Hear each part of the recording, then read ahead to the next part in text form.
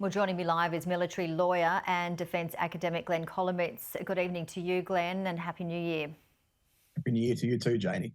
All right, with Russia targeting energy infrastructure and residential areas, is this considered a war crime? Janie, targeting energy infrastructure is not a war crime per se, but the issue is whether the military advantage to be obtained by that targeting outweighs the impact on the civilian population. And what we're seeing now, the sheer quantum of attacks and the sheer scope of the damage, it's very difficult to see how any military advantage could outweigh the impact on the civilian population. So look, it is looking on the evidence. It's looking like war crimes, like they're targeting civilians and indiscriminate attacks on civilian infrastructure. It appears to be Russia's aim to freeze the Ukrainian population into submission, and that is an act of terror. It's an act of it's attacking the morale of the population, which is not a legitimate military objective. Now, you have a PhD on command responsibility for war crimes. We're hearing a lot about Russian war crimes, reports of more than 58,000 being investigated.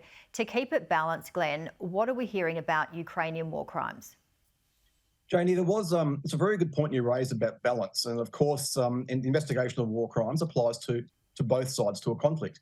There has been some reporting recently of allegations of mistreatment of Russian prisoners of war, or the killing of Russian prisoners of war. So look, all allegations must be investigated by Russia or Ukraine. And we've heard from the Ukraine Prosecutor General, who has said that he is investigating all such allegations. So it's important for Ukraine to maintain the high moral ground in this conflict, and by properly investigating allegations on both sides, that's how they'll help to maintain that high moral ground and maintain the confidence of the West. So to what extent do you think could these sorts of allegations by Ukraine affect the Western support of Ukraine?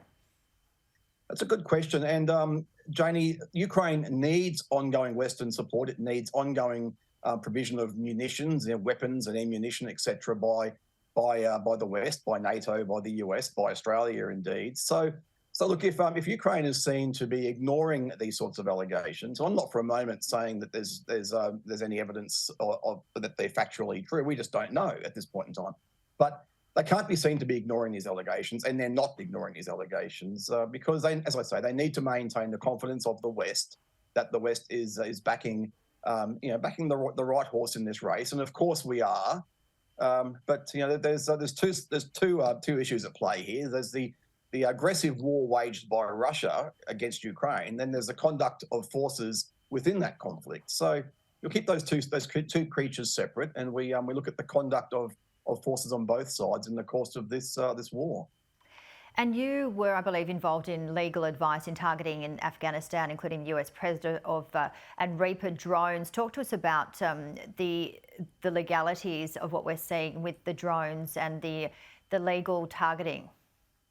Yeah, Johnny, targeting, the law of targeting doesn't change whether it's a semi-autonomous weapon like a drone or artillery or indeed airstrikes. There's still the need to take precautions in attack and the need to distinguish between military objects and civilian objects, the need to protect civilians. So we're seeing a lot more use of drones around the world in this sort of armed conflict, and we will see more into the future, and in fact more autonomous weaponry. But the law remains the same. We must ensure that we discriminate between or distinguish between civilians and military objectives, civilians and soldiers, and civilian infrastructure and military infrastructure. And look, so far we've seen Russian drones striking civilian infrastructure, the same as Russian missiles have been, in a couple of cases where Russian drones went off their trajectory and hit civilian objects, which possibly wasn't the intent of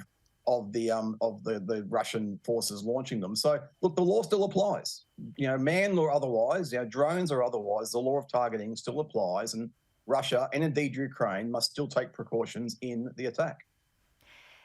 Glenn, the all-important question, when will we see this end to the invasion? Janie, that's the million-dollar question. And look, I'm going to say we are expecting, we will see renewed offensives in the spring by Russia and renewed counter-offensives by Ukraine. But let me just quote from Professor Mark Galeotti, who wrote the book Putin's Wars from Chechnya to Ukraine.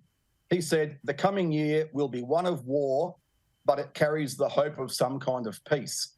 He's talking there about negotiated settlements. So right now, both sides are being very staunch in their position, maintaining their bargaining positions, but there will have to be some fluidity there. And this academic is saying that there are hopes of negotiated peace this year. And I would suspect after the spring offensives, there'll be some sort of negotiations taking place. Glenn Kolomeitz, thank you very much for your time and expertise. Thanks, Janie.